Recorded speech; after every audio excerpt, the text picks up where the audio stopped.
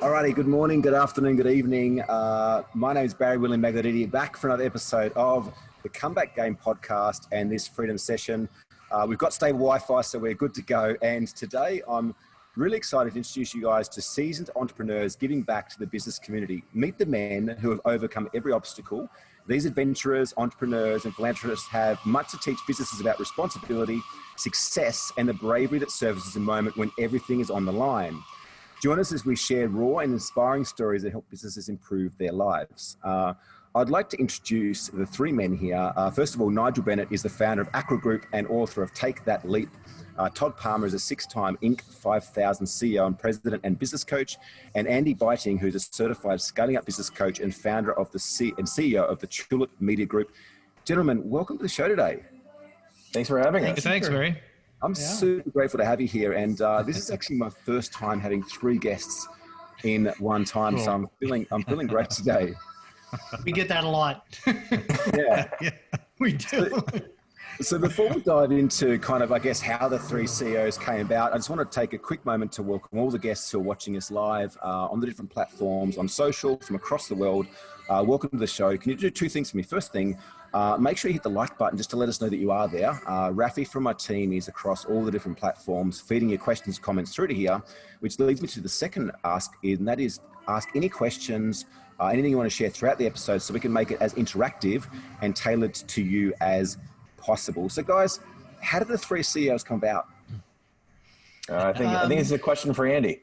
Andy, yeah, I'll start us off. I don't know if it's because I have the biggest mouth or what it is, but yeah, that's what it is. That's what it is. Okay, thanks. So the three of us have known each other for probably, we're coming on to 17, 18 years type of thing. And we all met up. We all took part in a program in Boston called the Birthing of Giants. Vern Harnish was putting it on, part of EO and MIT. And we all met up there, and we all continued. Our class, it was a 3-year program. Our class and a couple of other classes continued with an alumni group called the Gathering of Titans. And we've all been a member of that for a long time. 16, so 17 years. Yeah. Yeah, we gather at an MIT campus in Boston for a week a year for learning and sharing and supporting one another. And that's how we've gotten to know each other. Wow. So what's the process behind the three CEOs? Like, how do you guys come together to really assist business owners these days? Yeah, what we were doing is we've been classmates for so long, and well, I've got a bit of gray hair, so I'm kind of an elder now. And I chatted with these two guys from my class, Todd and Andy, and we really, really felt that it was kind of our time to start giving back to the entrepreneurial community around the globe. So what we did is we set it up so we could go and physically speak to entrepreneurs organization chapters around the globe, right? Starting in Canada and the United States, and then go from there. And then COVID hit. And so what we did is we've been doing it online. So we've been talking to entrepreneurs organization chapters throughout North America and London. We did Kuala Lumpur about a month ago. And then also podcasts like yourself. So we're basically sharing our lessons from the edge, things that we've all been smacked, and how do we bring ourselves out of that and thrive. Hey, Todd. Right. I'd love to talk about that a little bit. I'm not sure how much you guys know about our podcast, The Comeback Game, but we started a couple of years ago because I was seeing this kind of boom in the marketplace on social where everyone was sharing their highlight reels. And there was almost this narrative that, like if you hire the right coach, you resolve all your problems and life will be beautiful and amazing. You never experience problems again. And it's just bullshit. You guys know as well as I do. But I also noticed something within inside myself, and that was that, like, I knew that I had those days where I'm like, this is the best day in the world. Like maybe the day that I made my first sale or, had a child or something like that. But I knew I had those days, but I couldn't really remember those days. Yet the days that I could remember were the days that I faced the biggest of adversities and challenges in my business career, because those were the days that shaped who I am today. Those were the days that really determined who I am as a character, as a man, as a partner, as a father, as a business owner.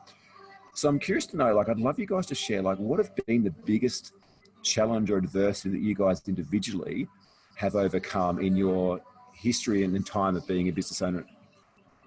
Well, it's ironic that I'm the next step in the rotation because I think one of my story is pretty gruesome and pretty horrible. So 10 years into my journey as an entrepreneur, I thought I had a lot of things figured out and I got detached from my business. And in that process, I hired other people, I hired the wrong people, and I stopped paying attention. So as the entrepreneur, it's my responsibility. And I know as Andy and I coach people, we often point out to them, it's your responsibility to be the steward of your organization.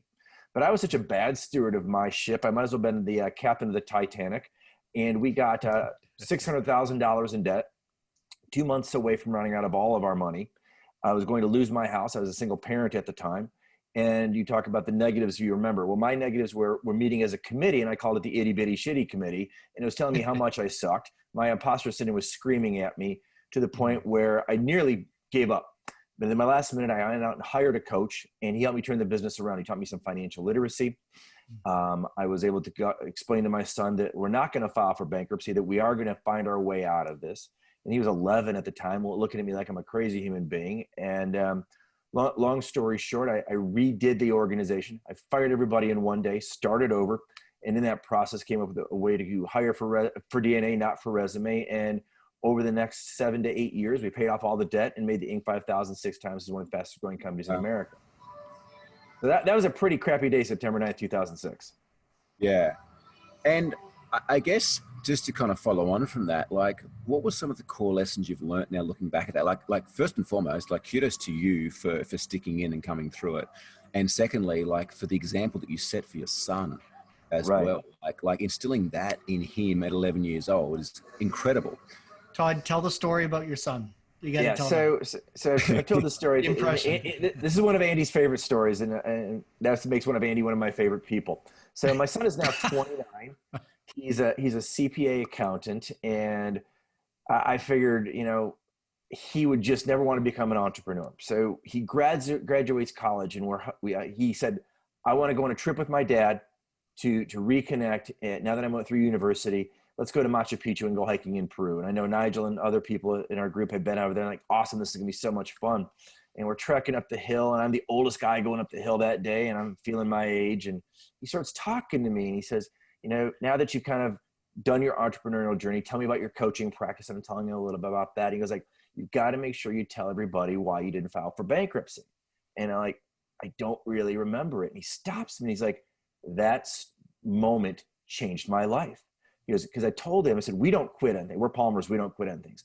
And we don't give up until the very last minute. And we do everything we possibly can. We turn over every rock and every stone to we can look ourselves in the mirror and say, we did our very best. And I said to him, his name was Tyler. I said, at that point, when you were 11, I had not done my very best. I had not dealt with my imposter syndrome. I had not leaned through that uncomfortable part. And long story short, he's like, that changed my life. When I wanted to quit college, I thought of that story. When I wanted to give up on my first job, I thought of that story. I thought, if my dad can, have 600,000 reasons to quit, just because I don't like my boss on this day isn't a good reason for me to quit. Just because I'm not doing well in this class isn't a good enough reason for me to quit. And it's just carried forward so much. I had dinner with him tonight, told him I was going to do this. And I told him, hey, if I get a chance, I'm going to tell that story. So I got to thank my friends Nigel and Andy for teeing that story up. It's one of my absolute favorites. Beautiful. Thank you so much for sharing. And I guess a message or invitation to the parents out there, like, just realize how much your kids are watching you, whether you believe it or not right now. They're watching you. They're watching every movement. They're watching how you show up in life. And we have a responsibility as parents, not just for our own lives, but to set that example that we wish to create for our kids as well. Yeah, absolutely. Yeah. And I think, when you talk to guys like Nigel and Andy, they both got great parenting stories. I know, Nigel took his family literally around the world once he got through his doorknob effect story about how he just hated going into his company every day. Yeah. Who's next then? Are we going to go to Andy, or are we going to go Andy? to Let's go to Andy. Yeah. Sure. Yeah. So, you talk about the comeback, and, we all faced adversity, and like Nigel will say, we've gone through difficult times. We've gone through recessions, we've lived through them, and, we're here to share with others going through tough times that, you too can get through it. And for me, it was in the last recession in 2008, 2009, I was growing I was in the home and garden retail business, and scaling the business quickly. We were passing 10 million in sales with 125 employees. And then the recession hit, and out of the blue, I get a call from my bank. And my bank manager says, Andy, with everything going on in the U.S. right now with the banking industry, the bank has not changed their lending practices, but we have downgraded the risk rating of your industry. And since 1/3 of your risk rating is tied to your industry risk rating, that means your risk rating has gone down by 1 point. And I said, well, what does that mean? She said, well, it means you no longer qualify for the loans that you have. And we had just made a massive expansion in that business. And I said, well, bottom line, what does it mean? She said, the bank's going to call everything you have with us. So within 2 weeks, registered letters came into the lawyer's office. They called everything, and we had multiple retail developments. So we had real estate, we had operating loans, we had receivable loans, we had we were fairly highly leveraged. And these letters came in, and we basically put everything in. We were hyper focused on growth, and we were going to grow our way out of this, right? As an entrepreneur, you're going to grow your way out of any problem that you may come across. And I did that, and we did some real estate deals. We did some sales and leasebacks, divested some holdings, and we bought ourselves about 18 months worth of life. So we held on for about 1.5 years. And it was about that time when, I just couldn't, it was gaining on us. We couldn't outrun it. We couldn't get ahead of it. So the way I put it to my team is that I said, we've been outrunning this pit bull for the last 18 months, and we're not getting away from it. In fact, it's gaining on us. So what we're doing is we're essentially going to stop in our tracks. We're going to turn around. We're going to face this. And we may not come out of the other end. Best case scenario, we come out, we restructure everything. But worst case scenario, this could end badly. But here's what I need everyone to do. And everyone was hyper-focused on what they needed to do. So it was great to really align everybody. You talk about prioritizing. We were prioritized. We knew what needed to be done. And so we went through bankruptcy protection, tried to do the restructuring, got most of it done, but the one key component we did not get done, which was a new banking deal. And that was the biggest one. And we just couldn't pull it off. And we got together, the lawyers, the receivers, everybody was there, and basically told them that we could not pull this together, that we had the business kind of segregated in two components, that one, we were just going to let it go. We basically told them, do what you need to do. And in 2 days, they had seized all the assets there. The other one, we had made an offer to buy all that back, all the original business, to buy all the assets back, the real estate, everything back. And it was interesting because, they foreclosed on one half of the business right away. And then the other half, we were negotiating back and forth, and we basically offered them 100 cents on the dollar for what was owed against that business, that part of the business. And I get a call one Tuesday morning, and it was the bank's receiver that I unfortunately had gotten to know all too well at this point. He said, if you want to tell your staff, if you want to tell your employees, you can tell them right now that we're showing up in 30 minutes and taking everything. And that was that was the reality. So they walked in the front door. They literally, I couldn't believe it. I was like, there's a key right here, but they had to do the dramatic effect, put the chains on the front door, close the whole place down. Everything was gone that day. And that was a very, very low moment for me, for sure, because it's not what we expected at all.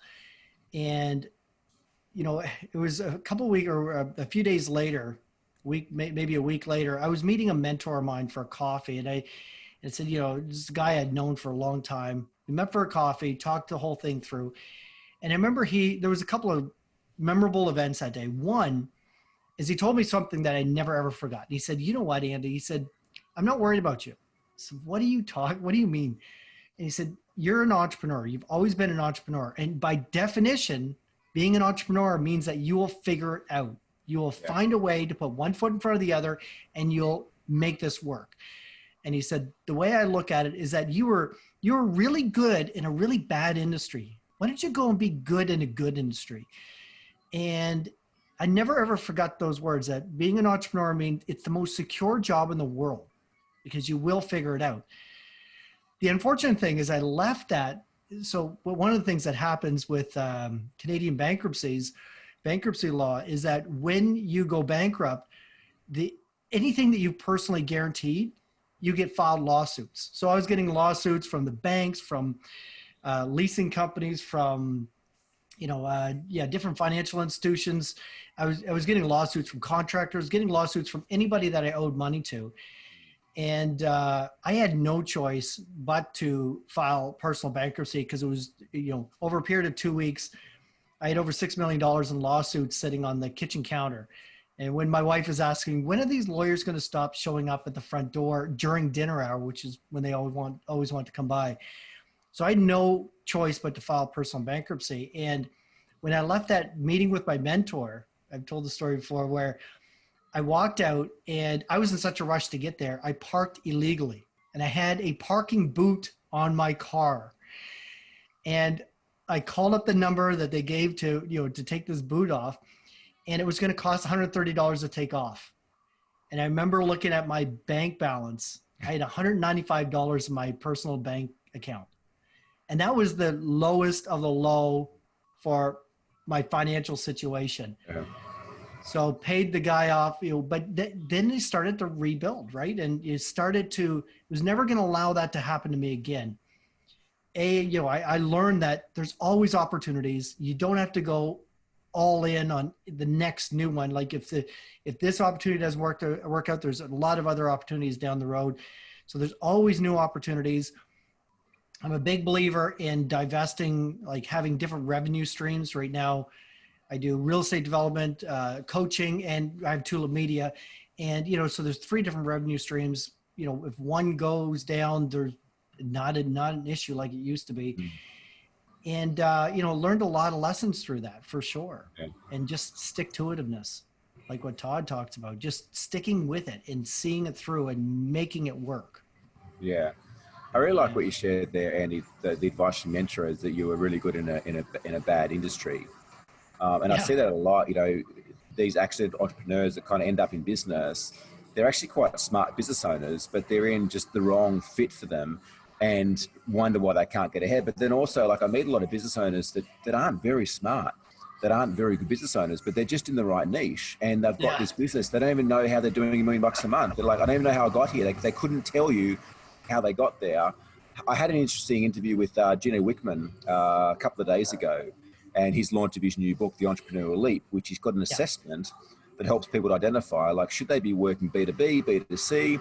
Should it be in product businesses or service businesses? And should it be, high ticket, low volume, or high volume, low ticket, which again starts to take some of the guessing game out of where we should be playing the game. But, experiences like that really harden us, right? And really allow us to I guess, make different decisions. But, sometimes it's that pig-headedness that we have as entrepreneurs that prevent us from leaving the business and going somewhere else that might be an easy option because we want to make this work.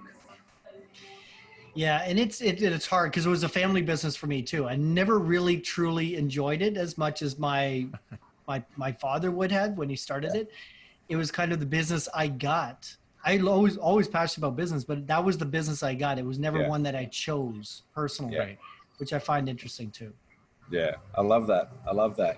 So Nigel, then, so it's really interesting because, Andy, I say this, we've got a lot of commonalities there because I was in a family business for actually 10 years. Right out of high school, I was working for my father's environmental mapping company, and it took me to 10 different countries around the world.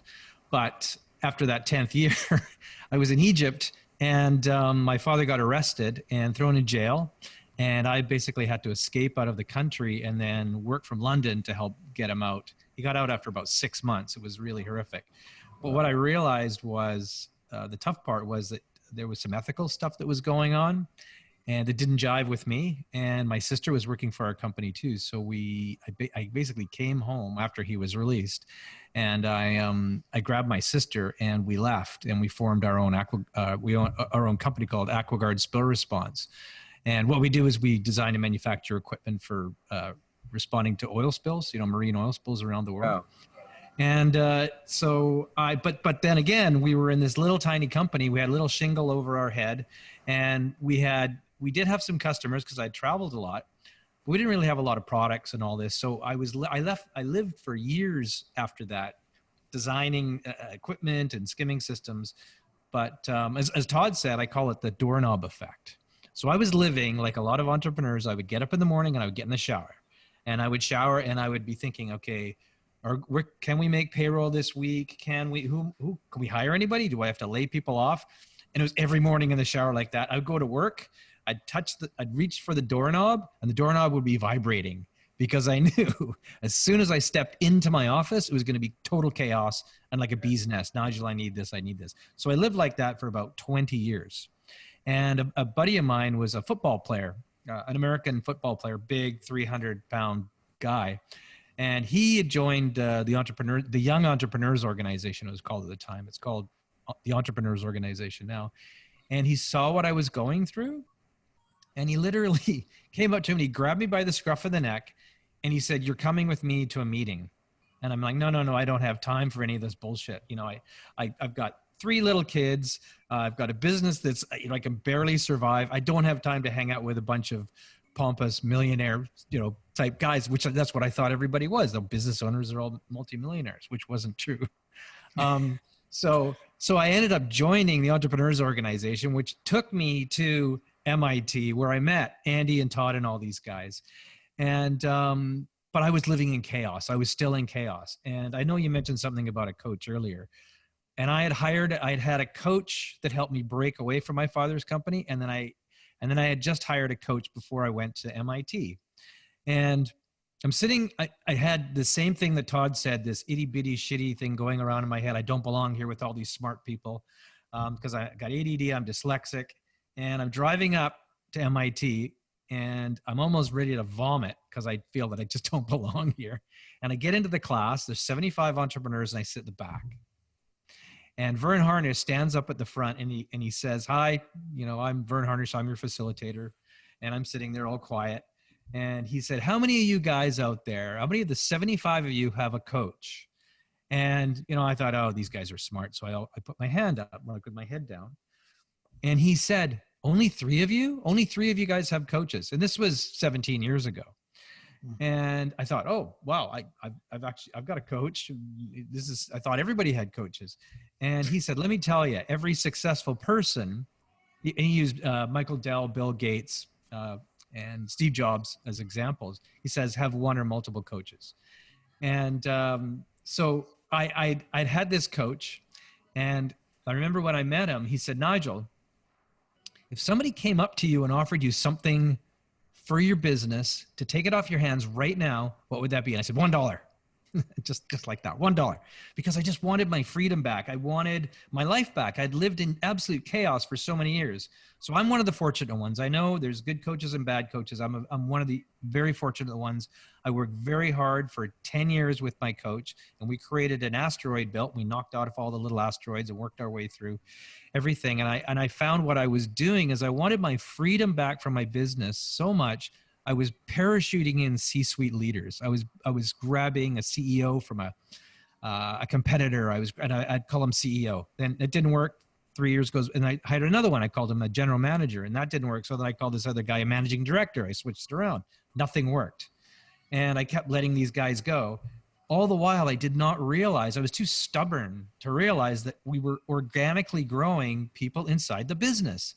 And now, my partner now is a guy that's been with me since he was 17 years old, started sweeping the floor in the business, worked us all the way up through sales and marketing and finance. And he's 40, I'm 58.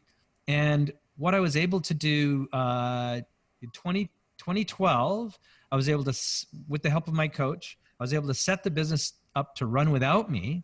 And I was able to take a year off and I traveled with my family. And I was paranoid for the first 3 months that the business was going to implode. But the longer I stayed away, and I was in Bali where you are right now, I was surfing. We did the endless summer. We're Canadian surfers. We're not that great, but we love to do it. And we traveled the world and we surfed, right? And as the months went by, I'd call, 3 times a week to my office. By the 5th month, I was calling like once a month, checking in with the office. I got back, my business was there. It was the best thing that I had ever done. And I spent all that time with my family. And so what I also found is I had a chat with my, my football friend, because he saw when I was young, I spent most of my time in Southeast Asia trying to get this business going. And I never saw my young kids. And he said, Nigel, no business crisis is worth losing your family over. And that really resonated with me. And so I retweaked everything and made sure that I spent as much time as I could with my kids when I was in town and at their football matches and their ice hockey and whatnot. And now they're all in their mid-20s and we surf together and we're super close. And yeah.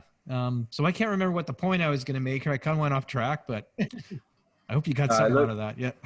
Look, incredible stories, incredible insights into the adversities and challenges you guys have been through. Just ask those that are watching us live or on replay today, welcome. So grateful that you're here. Please post your comments and questions below. We'll get them answered. There's a few coming in now. I'll get to in a second. Before I do though, I guess, and I'm sure you guys agree, like business doesn't have to be that hard. Like we've all got those moments where things have been overwhelming or, we've had decisions to make that we prolonged making and haven't made. We've procrastinated. We've all experienced imposter syndrome, no doubt. But business doesn't actually have to be that hard. I think what makes it hard is the fact that our ego, our stubbornness prevents us from going out and seeking help of people that have been there and done that. I don't mean some fly-by-night coach who's just completed some certification, like kudos to them for wanting to be a coach. But I mean, going and finding help of someone who's been there, who's got the track record of, growing their own businesses and growing other people's businesses. Because at the end of the day, like anything in life, it's a strategy. Like if you want to lose weight, go and seek a mentor that has lost weight and kept weight off and helped other people do the same thing. If you want to grow your finances, go and speak to someone who not just is a financial planner, but someone who actually has a track record of growing their own finances and finances for their clients. And business is the same. And I think, looking back at myself, like I was just way too stubborn. Like when I started my entrepreneurial journey, part of what allowed me to be an entrepreneur was that pig-headed determination and that stubbornness. But that was also my greatest Achilles heel. That was also the thing that prevented me from getting where I am now, like 10 years ago, because I was so goddamn stubborn and wasn't willing to invest the time or the money to seek professional help to help me grow my business. Exactly. Yeah, I think we've all suffered from that. I know that, I know you mentioned Gino Wickman was on your show. Gino's from Detroit, like I am, and his program has been transformative, just like his Burns program with the Scaling Up guys. And for me, the biggest bottleneck with any client that I coach, it's always the CEO. It's always the leader. The bottleneck's at the top of the bottle. It was me, as Barry just mentioned. It was him. And I had a client, for example, that was struggling so badly with making decisions around the most important thing of any business, in my opinion, and it's people. Yeah. And he had 2 leaders who were just not executing, and he had for years. He got rid of it. Eventually, we leaned through the uncomfortable. He made some tough choices. His revenue grew 70%. His profits grew 500%, and now he works 3.5 days a week. So not only does he have a more profitable entity, a growing entity, he's now working when he wants to work, doing the work he wants to do. So once he got out of his pride and ego, he was able to put that aside. He was able to make the transformative changes that were required. Yeah, I had the same thing in my business. I had this ego. It was my baby. I started it. I parachuted all these guys in, but when they were in there, I was looking over and checking on them. And then when I have this other guy coming up, I had that same problem. But now it's like, I've been able to remove myself, and your ego takes a bit of a punch with that. But I'm not needed. The business is done 10 times better without me than with me. And I lie when I say I spend about half a day a week with the business. I don't. He doesn't. Yeah. It's really interesting because it was a journey that I recently went through. Like we've helped clients for a long time to build businesses that work without them. And it was last year, I'd said to my partner at the time, I was like, I'm feeling really incongruent. Like we provide this offering to our clients, we're very good at it, but yet I'm still working the business because I love it. And I was like they love their businesses too. So I'm going to take myself through the journey I've taken them through. And the interesting thing was, is I knew I would hit this point where my ego and my sense of identity would get annihilated, which was why, Nigel, I moved to Bali and took up surfing. Like I needed a distraction so I didn't sabotage that exiting of my business and jump back in. And so I moved to Bali, started to learn to surf, play guitar, and write a book, which were three things that were so far outside my comfort zone. But see, I honestly believe that we never, ever have business problems. We only ever have personal problems that get expressed through our business. Right? Like, I honestly believe that. You know, and if we can work on us as the business owner first. Yeah, and it's always inside out. Oh, go ahead, Andy. I was just going to say, everybody needs that support. You know, we talk to a lot of different groups, and it comes around to a lot of the same themes, is that, you know, you can't do life alone. You can't do business alone. You know, if I was having heart problems, I wouldn't watch a YouTube video and try to do heart surgery on myself. Like, no. In businesses, you know, I know business is not heart surgery, but it's still very important. It provides your living. You know, you wouldn't get legal advice from your brother, unless he was a lawyer, of course, but, you know, you wouldn't get legal advice from your best friend who claims he knows what you're dealing with. You go to the experts, and nobody can do it on their own. There's, you know, and that's the one thing I think that the sooner people realize that, you know, the best business leaders, the best leaders in general, are the ones who have this insatiable curiosity. They want to learn, they want to grow. And because you know, none of us know it all. None of us do. You know, we all need to learn. We all need to have someone in our corner, helping us with our blind spots, helping us, holding us accountable, because quite often, like you know, until I joined EO, you know, it's like the lone wolf. I read a few books, and, you know, I knew what I need to do, and I just need to plow forward. But you can't do life alone. Yeah, I think those are key tips that you mentioned there, Andy, is that for all of us, I'd say for all of us, that joining EO was incredible for how many years we've been in. And then in a focus group, or we call it a forum group inside EO, has been absolutely incredible. And then with the coaching, so it's that constant evolution. It's that constant reaching out, asking for help, realizing we do need help. And it's from the peer groups to the coaching to the, it's all there. And it's a never ending cycle. You know, you got to keep evolving. Yeah, on that is commit to the process. Like we meet clients who jump in, and in a month or 2 months they don't get the results that they expect, and it's like, I'm going to leave and find someone else. And it's like, the reality is us or you guys, it's like, we've got proven track record. But you know, you've got to understand that it's taken you 5 years or 10 years to put your business into a hole, or to create what you've created. You can't expect to hire a coach for a month or 2 months and have the whole entire thing turned over overnight. Like, stick to the process. Like, give it 6 months, give it 12 months, give it 2 years, if you truly want to create that business that can work without you. Yeah, for sure. And I think, you know, to both of Andy and Nigel's points, you know, an entrepreneur alone is an entrepreneur at risk. And, you know, if you're looking for a coach, people ask often, like, well, how do you vet a coach? How do you select a coach? And I always say, there's, you know, I like Andy's analogy of the heart surgeon. I don't necessarily want a heart surgeon who's posing in front of a yacht with 3 bikini, you know, Instagram models that he doesn't know and who are going to leave him as soon as the shoot's over. I want the guy who's been there, done that, and survived it. Whether it's tough, like some of the tough conversations we're talking about, whether it's a recession, you know, how have you pulled out? You know, there's nothing worse than calling up a coach saying, "Hey, I don't think I'm going to make payroll." He goes, "Okay, well, let me look in my book." And on page 7, they said, call a bank. Okay, I already did that. You know, between the 4 of us, I'm sure we can say, here's 17 different ways to go find some money by tomorrow so you can make payroll on Friday. Yeah, I love that.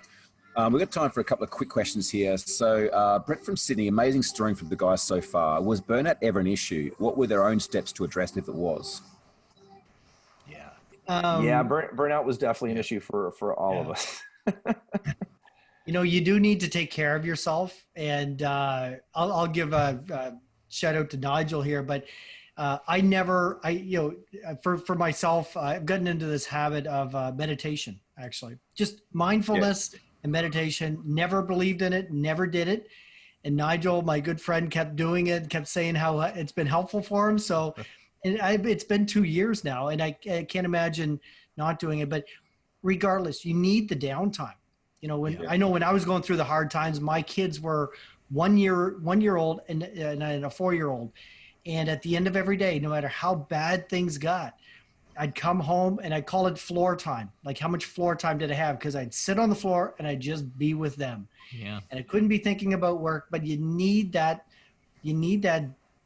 Yeah, I found the breaks as well. Like that's the one thing that I've been pretty consistent on for the past 30 years is that we started our little business, and I would take off with my wife when we go to the Himalayas and go trekking, or we were climbers too, so we did a lot of rock climbing. We'd take off for 2 weeks, and that was the place where it was the quiet, and that's the place where I could process all the problems that were going on. And I would come back totally refreshed, and it was amazing what would happen after that.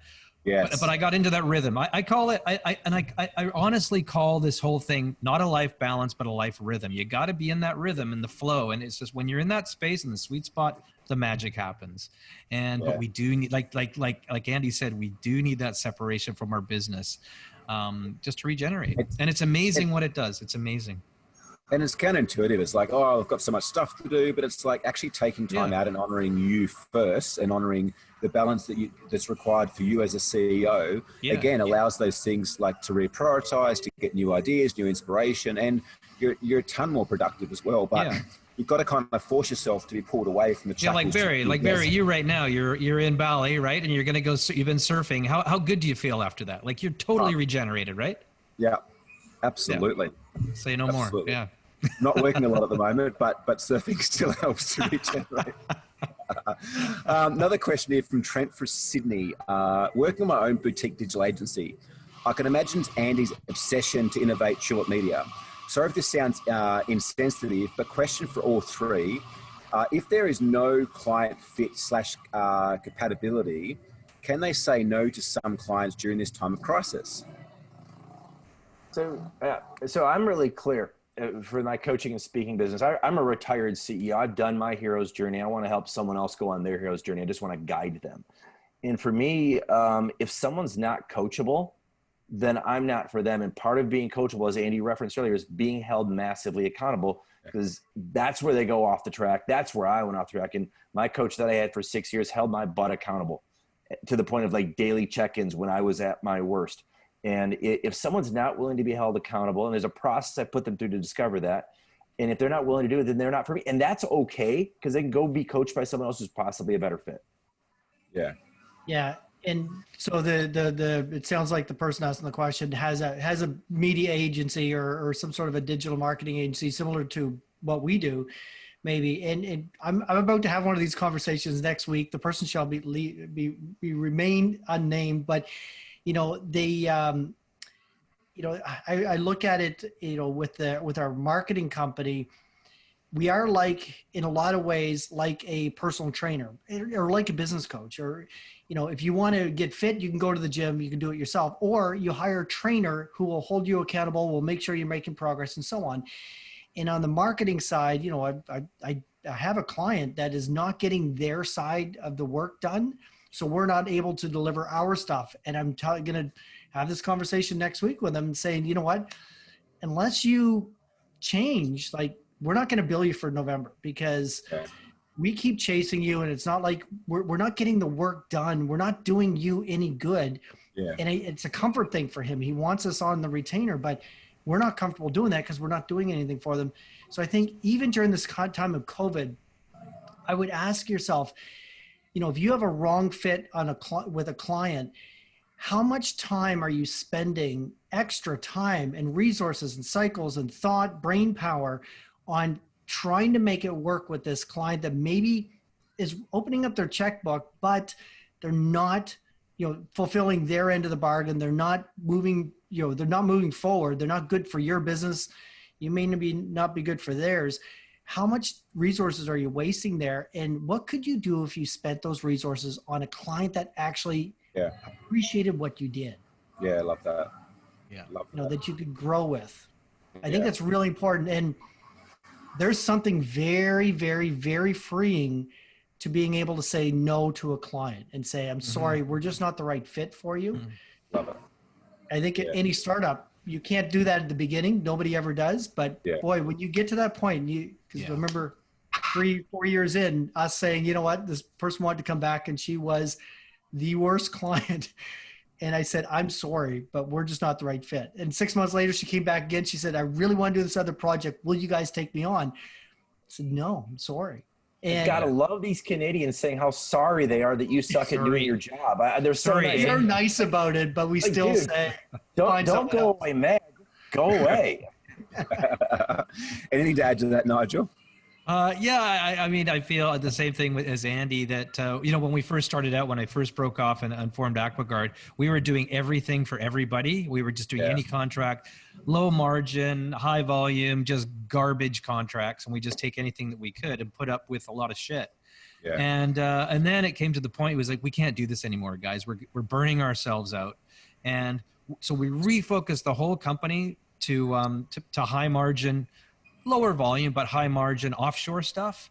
And then we pick and chose our clients, and life's been a heck of a lot easier than trying to do everything for everybody. It just didn't work for us. Yeah. Absolutely. Like really good question from Trent, and great summary. Yeah. Great question. Yeah. I'd like to add something from a slightly different approach. Like I believe that the universe, that life only ever says yes.